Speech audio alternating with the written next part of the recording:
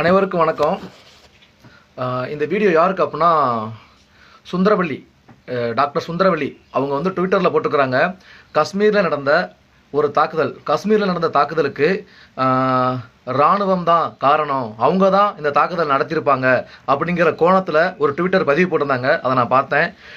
ஜம்மு காஷ்மீரில் நடந்த அந்த பயங்கரவாத தாக்குதலுக்கு டிஆர்எஃப் அப்படின்னு ஒரு அமைப்பு, லஷ்கர் இ கொய்தா, அந்த அமைப்பே வந்து நாங்கள்லாம் செஞ்சோன்னு பொறுப்பு ஏற்றுக்கிட்டாங்க. அபாண்டமா ஒரு இந்திய இராணுவத்து மேல பழி போடுற ஒரு ஈனப்பிரவி சுந்தரவள்ளியை அவங்க மீது வந்துட்டு நடவடிக்கை எடுக்க யாரும் தயங்க காரணம் என்ன? நீ அவ்வளவு பெரிய அப்பாட்டக்கரா, இல்ல தமிழ்நாடு காவல்துறை உன்னை பார்த்து பயப்படுதா, இல்ல நீ வந்துட்டு அவ்வளவு பெரிய பெரிய ஆட்களை கையில வச்சிருக்கியான்னு தெரியல. இவன் மேல வந்துட்டு எந்த ஆக்ஷனும் ஏன் எடுக்கல? லைட்டா ஒரு பதிவு ஒரு ட்விட்டர்ல தமிழ்நாடு அரசை பற்றியோ காவல்துறை பற்றியோ ஒரு சின்ன ஒரு விஷயம் ட்விட்டரில் போட்டால் கூட 4 தனிப்படை அமைச்சு தேடி அவனை கைது பண்ணி 7 டைம் ஜாமீனை தள்ளுபடி பண்ணி அப்புறம் தான் ஜாமீன் கிடைக்க வைப்பாங்க. அந்த அளவுக்கு வந்துட்டு செயல்படும். ஆனால் சுந்தரவள்ளி வந்துட்டு ஒரு இராணுவத்தை குறை சொல்லியிருக்குது. இராணுவம் தான் அதை நடத்தியது அப்படின்னு ட்விட்டரில் பகிரங்கமாக வச்சிருக்குது. ஒரு இந்திய இராணுவம், அதாவது நம்ம தேச இராணுவத்தை வந்து மிகவும் தரைக்குறைவாக ஒரு விமர்சனம். அது எந்த இராணுவம் தான் சொந்த நாட்டு மக்களோட அந்த மாதிரி ஒரு விஷயத்தை பண்ணுவாங்களா? இல்லை அதை எழுதும்போது அவளுக்கு பயம் கிடையாதா?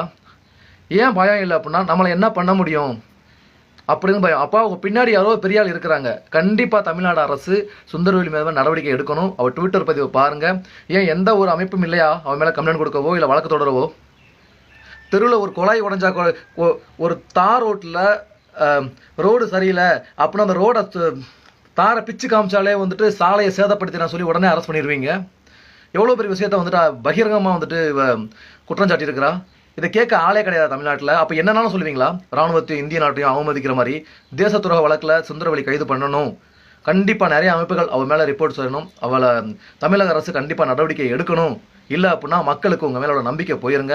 இது மிகப்பெரிய பிரிவினவாதம் அமையும். இதை நடவடிக்கை எடுக்காமல் நீங்கள் பார்த்துக்கிட்டீங்கன்னா இதே மாதிரி நிறையா பேர் இராணுவத்துக்கு எதிராகவும் இந்தியாவுக்கு எதிராகவும் பதிவு போட்டுகிட்டே இருப்பாங்க.